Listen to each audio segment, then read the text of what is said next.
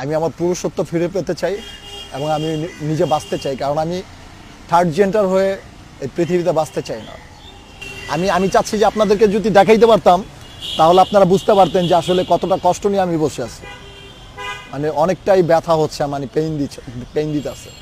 আসলে আমি বেশি সুস্থ না, তারপর হচ্ছে আলহামদুলিল্লাহ মানে একটু উঠে দাঁড়াতে পারতেছি। আর প্রথম তো আমি হচ্ছে ওইটা বসতেই পারতাম না, আমার খাবার খাইতে হইতো শুয়া। তারপর হচ্ছে মানে আমি পিস পার্ট লাগে হচ্ছে বাথরুম করতাম। এখন আলহামদুলিল্লাহ ওয়াশরুমে যেতে পারতেছি। আর আপনারা জানেন যে হচ্ছে প্রসাবের রাস্তা হচ্ছে পাইপ লাগানো আছে, এটা যে পর্যন্ত সুস্থ না হব ওই পর্যন্ত এই পাইপটা থাকবেই। অ্যান্ড হচ্ছে আমি উদ্যোগ নিয়েছি হচ্ছে যে বাংলাদেশের ডক্টররা সর্বোচ্চ চেষ্টা করছে, এখন আমি উদ্যোগ নিয়েছি যে যতটুকু চিকিৎসা হয়েছে এখানে আমি ইমার্জেন্সি হচ্ছে দেশের বাইরে যেতে চাচ্ছি যে চিকিৎসার জন্য।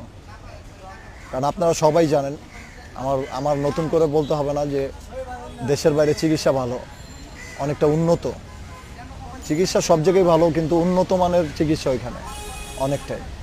যার কারণে আমি উন্নত চিকিৎসা নেওয়ার জন্য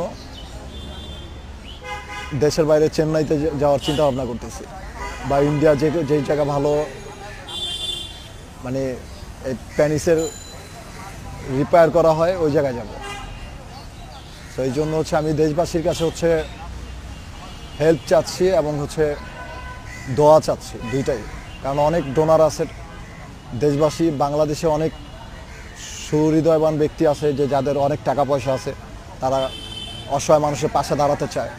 এখন আজকে আমি অসহায়, কারণ হচ্ছে যে আমি এমনভাবে অসহায় কারণ আমার পুরুষত্ব নিয়ে টান লাগছে, এই কারণে আমি অনেকটা অসহায়।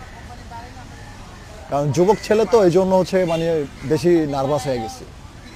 যদি বয়স হয়ে যেত, 2-4টা সন্তানের বাবা হইতাম, তাহলে আর নার্ভাস হইতাম না, যে আল্লাহ যেভাবে বাঁচিয়ে রাখে ওইভাবে বাঁচি।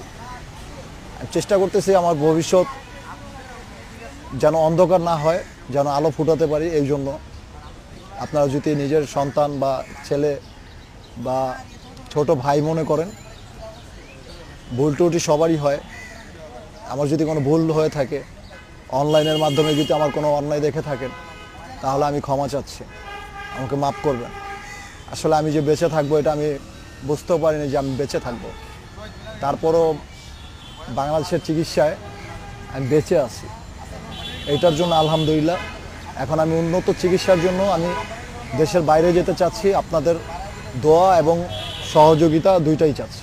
আশা করি যারা আমাকে ভুল বুঝতেছে ওই একটা বাচ্চা মেয়ের বিষয় নিয়ে, আসলে আপনারা জানেন যে বাচ্চাদের সিম্পিতি নিয়ে কিন্তু মানুষ ইমোশনাল ব্ল্যাকমেল করে। তো জনগণকে ইমোশনাল ব্ল্যাকমেল করা হয়েছে আমাকে মিথ্যা ব্লেম দিয়ে। তো আমি এটা জনগণের কাছে ক্লিয়ার করতে চাই। আগে অনেকবার বলেছি যে ভাই এটা কোনোরকমভাবে এটা প্রুফ দিতে পারে নাই, এটা হচ্ছে একান্তই হচ্ছে তার পার্সোনাল ব্যক্তিগত নিজের স্বার্থের জন্য নিজের মেয়েকে পাবলিকের সামনে মানহানি করেছে এবং হচ্ছে আমাকে ব্ল্যাকমেল করেছে যেন আমি তার কাছে থাকতে বাধ্য হই, আমাকে বাধ্য করেছে।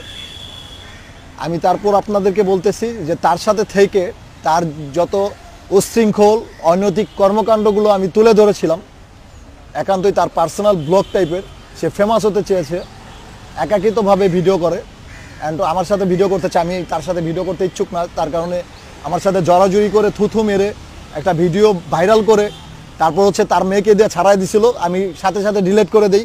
সেটা কিছু কন্টেন্ট ক্রিয়েটররা হচ্ছে আপনার স্ক্রিন রেকর্ড করে রেখে লাইভটা হচ্ছে ডাউনলোড করে রেখে তারা হচ্ছে আবার এটা নিয়ে রোস্ট ভিডিও বানায়, পাল্টা ভিডিও বানায়। আমাদের চ্যানেলের সাথেই থাকুন। Reaction podcast like comment share করে সাবস্ক্রাইব করে রাখুন আর প্লে বাটনটি চালু করে রাখুন নিত্য নতুন ভিডিও পেতে। ধন্যবাদ।